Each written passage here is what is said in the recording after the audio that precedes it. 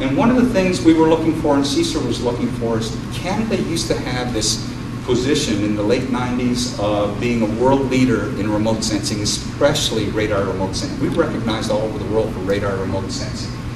We're not in that same position. We're not in a bad spot, but how do we get back to being at a much more prominent level than we are today? So we'll be looking for opportunities to leverage the investments that were made in remote sensing and reposition ourselves.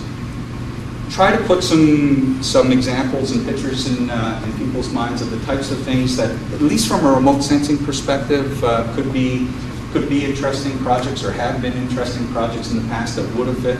But things like trying to improve operational efficiency, safety, finding icebergs and sea ice is a big challenge. And this is nothing new, but here's the types of technologies that, if they get accepted as a standard, would be interesting.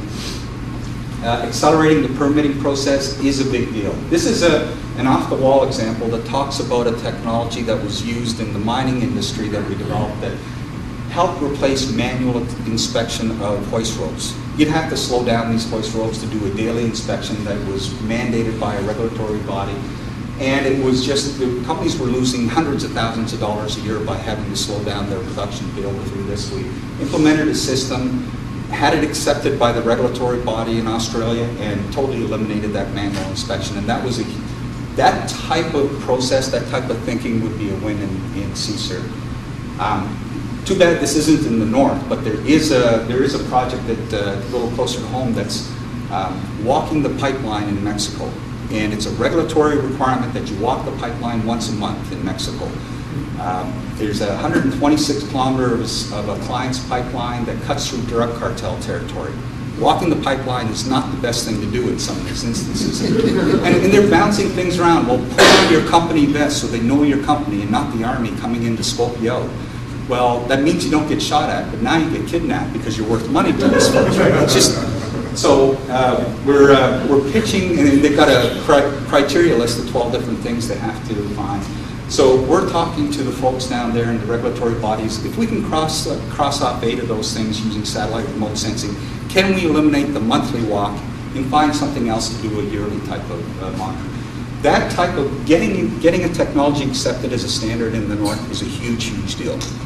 So if we can find that type of example in the north, that's great. Positive impact of project economics. I think most people might be aware of the Hebron example, where the capital cost reduction due to the analysis of the ice environment helped get that project through a go, no-go gate. And it's a huge, huge wealth creator to Canada, to the federal government, to the provincial, to municipal, to the resource company, to the service companies that support that. That's a home run for us if we can get to that stage. Development of northern SMEs. That's a little more of a feel-good one. If we can support the development of small business in the north by tech transfer, by raising their awareness of technologies, whatever, helping facilitate joint ventures between small business here and small business in the north.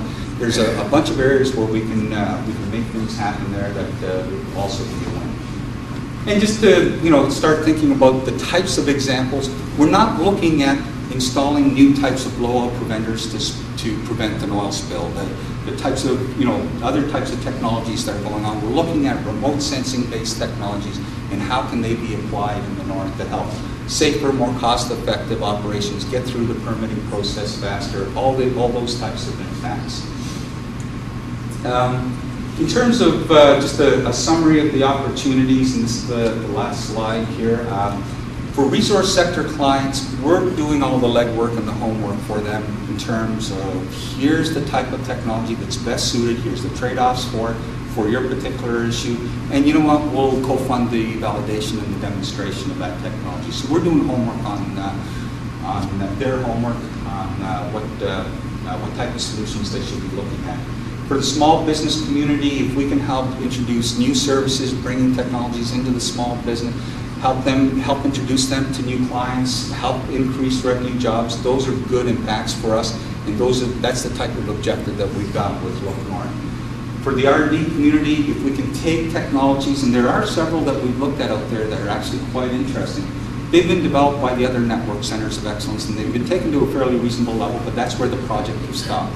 If we can take those technologies and get the research involved in getting it to a commercial level, getting it into industry, that's a win for us, as well as providing the content for some of these northern colleges to produce a different type of graduate, a different type of curriculum that they're currently providing.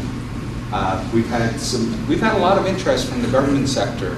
If we're doing this work, how can we help them develop their strategies for the North, their investments in the northern strategy, and how can they best spend their economic development dollars in the North?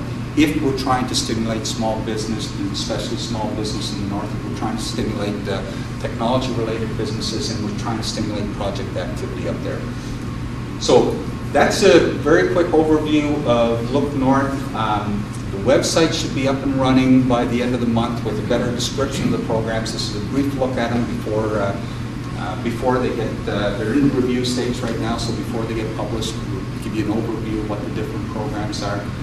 And more than happy, we're a young organization. We've got lots of work to do in a short period of time. We're more than happy to help in any way we can in you trying to do business in the North or get your products and services in the North.